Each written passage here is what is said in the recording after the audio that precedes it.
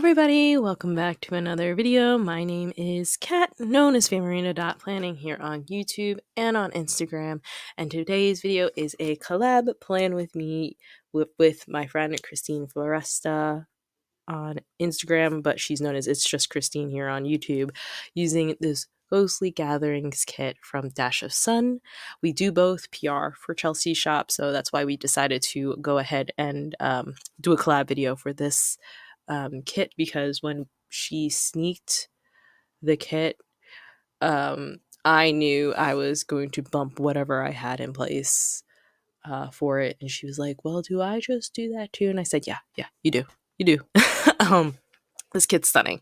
It's foiled in silver, if I didn't say it, and I also have some pieces from The Giving Girl and Saucy Stickers to just like use other things in my collection. I love this kit because of the stunning artwork, the story that it tells. Hopefully I can convey it in the laying down of the boxes.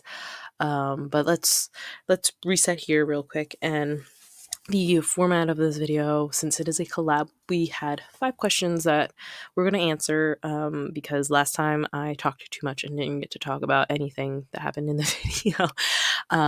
So I'm going to intersperse the questions with what's going on here. So let's first focus on what's happening on paper, which is my date cover area. So with every release, Chelsea has a washi sampler, and I personally always pick up the washi sampler because it has some like really interesting pieces. So for this one, she had like those trees, and she designs them to coordinate with the base kit. So the base kit has these walls. So the idea is that you could layer the walls in front of the trees and have like this like graveyard scene, which I think most of well, I definitely did it. I think Mariah also did it. I do not know if Christine did it. I guess we'll find out. And then making it kind of look like the night sky with the alcohol inks that I purchased and got has a freebie for release weekend, the black ones. I'm sure if everyone begged, she'll release them in the shop because they're stunning. So I'm just gonna do that, sprinkle some foil to make it look like stars in the sky, and then repeat the same thing on the other side. So let's go to the first question, which I proposed. I'm not sure if we're doing it in the same order, so sorry if we're doing it in a different order, Christine. I didn't run through the order before I started this voiceover, but it's fine. The first question I'm going to answer is, have you ever watched a ghost hunting show? And I'm sure a lot of us have heard of Ghost Adventures with Zach Bagans. I have like mixed feelings about that show. Like when I first started, I feel like they genuinely went out to find answers. But as the show has gotten more popular, I think that they are now focused more on the spectacle, on creating a show for the audience rather than like actually investigating what's actually going on to determine if they're the place is actually haunted or not. Like, it's about giving the audience something to watch, because the other ghost hunting show that I've seen, or I kind of really follow, is the Ghoul Boys, with Shane and Ryan. And they like they'll straight up tell you if there's nothing there. So like that's what I mean when I say like I feel like the popularity of Ghost Adventures has kind of colored how they present the show now. So that is the answer to the first question here. The second question I will answer is favorite Halloween movie. And the Halloween movie I go back to, not every year, but when I'm in the mood to watch a Halloween movie, is Hocus Pocus. I guess for Halloween movies, I tend to skew more towards like Disney, cutesy, scary but not spooky, because I don't like being scared. And like Hocus Pocus is a classic, right? It's got black cats, it's got witches, it's got zombies, it's got spell casting. It is a movie that is kind of strange to watch as an adult, because of the hyperfixation on like the black flame candle being lit by a virgin. But like, we move on from that because, like, can you name a more iconic scene than "I Put a Spell on You," performed by Bette Midler as Winnie? Like, it's classic, iconic. It's like changed how that song has been done. So the Halloween movie that I go to, and I guess I would consider my favorite, is Hocus Pocus. So back to what's going on here is, there is the foiled queen on the sampler, and I wanted to use her somewhere. The interesting thing was her scale, because she is relatively large compared to like the boxes. I don't actually, we're gonna find out how like much space she actually takes on the page here, because I don't actually know off the top of my hand. But I knew I wanted to use her. She's like what, like maybe the height of a full box. Um, I knew I wanted to use her because of the way she was drawn. You can feel the sadness, the loneliness, coming off of her just in the body language itself. And it's so like evocative. Like you can literally see or picture in your head like a person lost strolling through something because of something tragic that has happened to them. And I was trying to figure out, because of the way I lined up that tree, there's this weird gap here. So I was trying to figure out what I was going to have her walk on. Um, but nothing really fit. So I said, you know what, let's put the bottom washi down here because I need something to ground the page. And we'll figure out how to fix that gap later. Um, I, you'll see it later, but I do fix the gap by pulling it in a frame, which I will get to. But um, I will say this bottom washi is a labor of love, the full length labor of love in a coil planner. Um, it's Once you get the technique down, it's pretty easy. I've done it how many times now. So here is what I did to kind of cover up this or make use of this awkward space here. So the Giving Girl had released her Ghoulish Glam collection, which I used in my October bullet journal, but I still had a lot of pages left. And I actually made sure to save these frames because I had a feeling I wanted to use them here.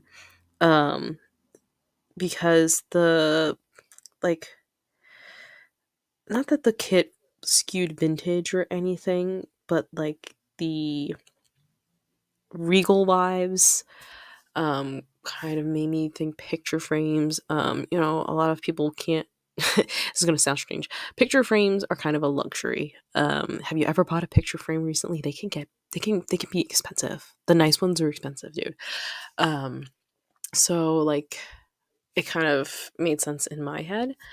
What's funny is in every single post that I've seen so far, so it's only been like 4 posts. Jen's, Mariah's, myself, and I believe Christine's too, because she did show me a little sneak of what she did. We've all put in the invitation in this sidebar area, pretty much in the same spot. Which is just an interesting thing to notice. It's not like a statement or anything, but it's just an interesting thing to note, that a lot of us felt compelled to put that specific box there. Um, Excuse me. Oh, how about we do a little quick description of my sidebar here, and then we'll go to the next question. So I pulled in another ink swatch, and I'm just going to put some spider webs from, this one's from Saucy Stickers, the transparent matte spider webs. Mostly because I didn't know what to do here. It was kind of an awkward space. But let's move on to the last Halloween question I have here, which is favorite past trick or treat costume. And to be very frank, I do not really remember many of my childhood trick or treat costumes. So I will talk about the costume I wore when we first moved out into our apartment and we were expecting trick or treaters. Um, I went as the female protagonist from the Pokemon Black and White series. I believe it was Hilda, that's her name. Let me look that up real quick. I believe it's Hilda. Female here. Hilda is the, yeah, it's the one with the like the white and pink hats. So we went, I dressed up as Hilda. My husband actually dressed up as a Jedi. He still has those robes. Because we were kind of expecting to have kids pop in our apartment and trick or treat, and we didn't. I currently do not expect trick or treaters because I live right on top of a very busy road with no sidewalk. So my dreams of having trick or treaters will be on hold for a little while until we get a sidewalk. But that's like the only costume I can really remember because, to be frank, oh, and there was Alice from Alice Madness Returns. I didn't go trick or treating or anything in it. That was just a college costume. I wore it in college. Um, that costume was particularly good. I love that costume. I gave it to my cousin. I no longer fit in it. Um, but if that is, it's Alice Madness Returns is a game series. If you're into like psychological horror with a bit of like action RPG, it's a good one.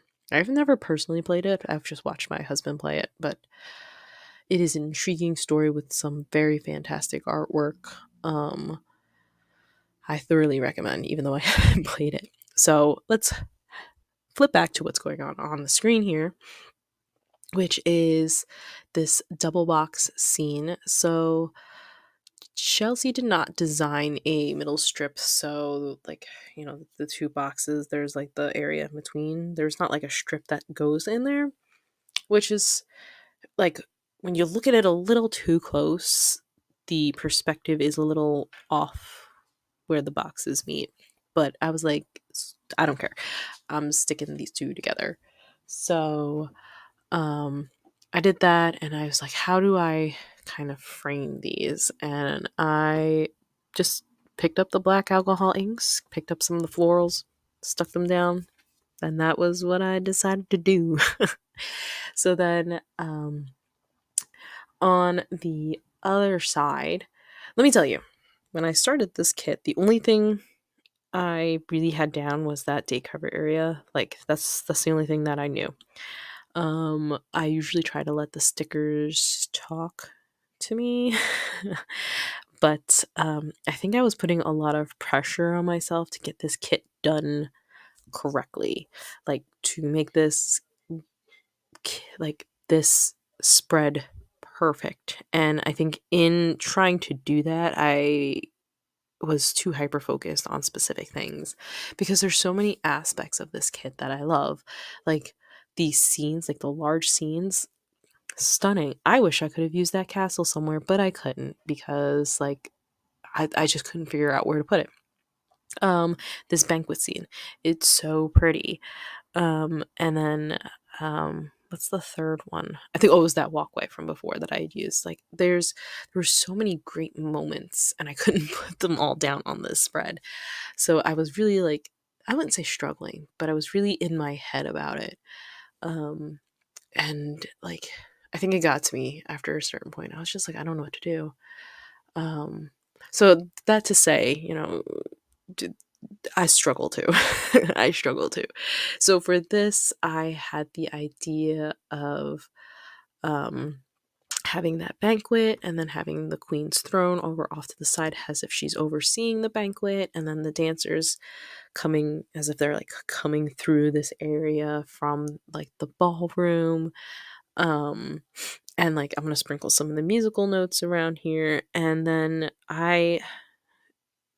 in like creating these scenes with the organic, outlines, they're kind of awkward shapes that you kind of have to fill out. So I was like, why not just use this lace? It's um like neutral enough where I don't think it will look out of place, and like I think it does tie into the kit pretty well. I feel like if I just had different stickers, I might have came up with a different solution. But that is that part there. For the rest of my full boxes, so this is another thing I was like really stuck in my head about, was the placement of the castle, because I knew I wanted to use the castle, and the placement of the graveyard scene with the sword in front of the tree.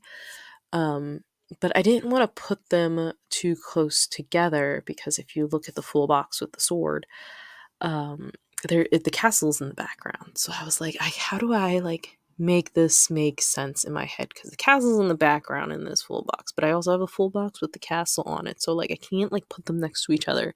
But I knew I wanted to use those two full boxes because like I just wanted to.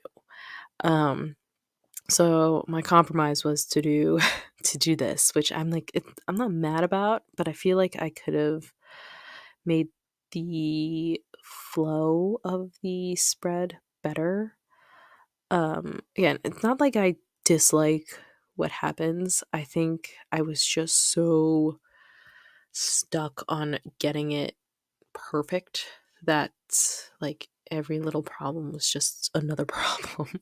Or every time I didn't know what I wanted to do, I just kept getting stuck on that. Um, so that's pretty much going to be the base, I believe. Oh, and I'm going to come in and add some clouds. Just because I felt like it needed something. I don't know. I just wanted to add some clouds.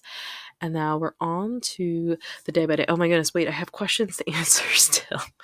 Let's just run through it the day by day real quick. On Monday, I had Coffee Monday. And then I had the Anne Hart's Planning October Mystery Collection come in, and then I did some planning time. Then on Tuesday, my September plan with me went live. We had Chinese food for dinner, and I finished editing my October haul together. So that should give me some time to answer some questions. So question number 4. Yes, question number 4 is favorite fall soup, and I'm the one that asked this question, and I didn't even think about it. I would guess my favorite fall soup would be pumpkin soup. It's the soup that my grandma makes with the pumpkins. It's like let me look it up. Let me see if I can find Vietnamese pumpkin soup.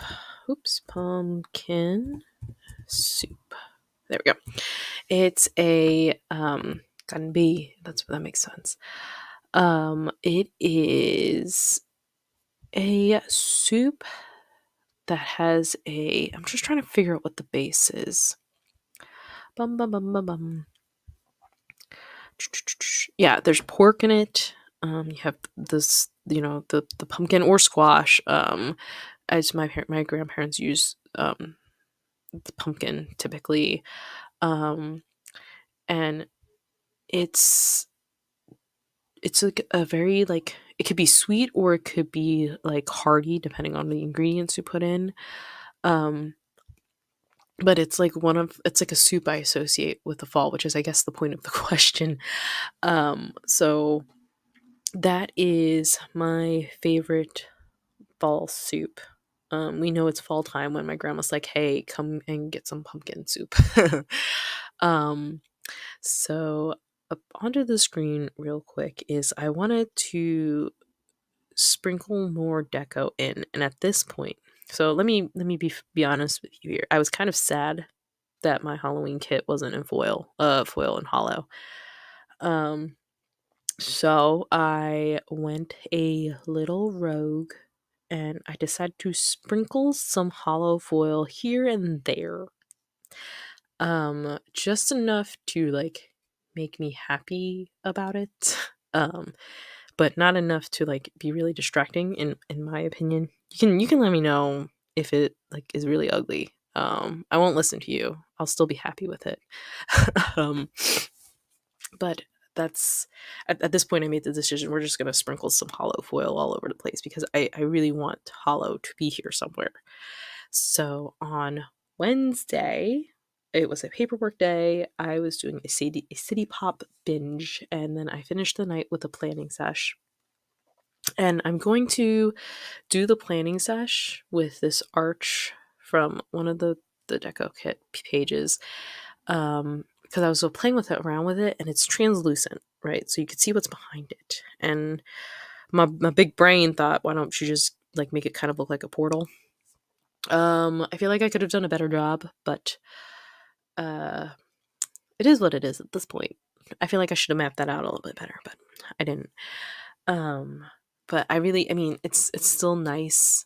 I think it kind of is the finishing touch to the story I was telling along the bottom, which is the queen walking to the, into the castle, past the ballroom, in, to her throne to oversee this banquet. Um, and I feel like having that little moment there kind of created another interesting thing to look at realistically. I just wanted to like play with the long story short, I just wanted to play with the stickers that I had. I just wanted to bring more of these moments into the spread. So Thursday is Halloween, and then I'm going to mark Halloween. And it was also Smudge's birthday. Smudge is my black cat. We actually don't know when he was born, but since he was a black cat that showed up to us around Halloween, we just consider Halloween his birthday. Friday is the first day of November. I did get Happy Mail.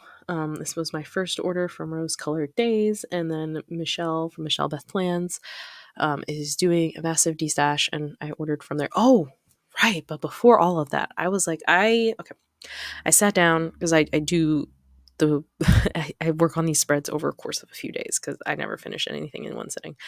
And I was looking at these full boxes, and I was like, I feel like I need something to bridge the two scenes together, the two boxes together. So I had it in my brain to just kind of create a little moment here to kind of bridge the gap. I'm not sure how successful that was, but that's what I did. That's why I'm working in like these two areas at the same time. Um, just because I felt like it needed to be connected. So Friday, yeah, it's the 1st of November. Oh, I already finished talking. I finished talking about that already. Um, let's answer the last question real quick, which is my favorite fall activity. My favorite fall activity is just going out and like driving around and seeing the leaves change color. I know, very generic. But there is something about the rich colors of autumn that I really love. It's why fall is one of my favorite seasons. It's just the yellows and the oranges and the reds and the browns. It's so pretty. And to like walk amongst the crunching leaves is so satisfying. Um, so my favorite thing would be to like go out and walk in crunching leaves, I guess more what it is. And to just look at fall foliage is my favorite fall activity. So now we can focus on the spread. Hopefully this voiceover is not too chaotic. Where are we? We are on Saturday. Well, let's go through Saturday real quick. I made breakfast. We played in leaves. Haha. Um, topical. And then on Sunday. Oh, I wanted to use this film strip, but it takes up a lot of space, and I was like, you know what, it's fine. I don't really need to know what I did on Sunday. Do I really need to know it was daylight saving times? No, not really. So I just marked that we went to go play in the park. I do want to point out, because I think this is the first time this is showing up on my channel, is the one of the types of washi papers, this is from Paper Trail Plans, I know that specifically, comes on the clear backing. And Jess from Lustrous Plans started using that as a way to create or to layer her stickers without putting them on the page. And I was like, this is genius. You saw me do it throughout the whole spread. Um, uh, Honestly, great innovation. I'm so appreciative that she did that. And I was like, oh my god, this would make my life so much easier. Because right before this moment, excuse me, I was doing it on just some sticker backing, but I couldn't like see through the sticker backing because it was white. So I was like, hopefully this is going to fit where I want it to fit. Um, so if you have the washi with the clear backing, save it to use the clear backing for it. So here's the spread all at once. Here are the leftovers. I really love this spread. I feel like maybe the thing is, I don't know if the hollow foil would have been a good choice. I feel like it would have been too overwhelming. That's why I sprinkled it in. I feel like I could have done more. But I guess I was putting a little too much pressure on myself. I will do something fun with these stickers later. Not sure what, but I will. And that's pretty much the spread. I will link Christine's video down below and probably in the cards because she also used this kit. So you can go check her out. And if you're coming here from her video, hello, hi, my name's Kat. I've already said that. And that's the video. I hope you enjoyed it. If you did, I would love it if you gave the video a like, left a comment with any of your thoughts, and subscribe to my little channel. And I hope to see you in the next one. Bye.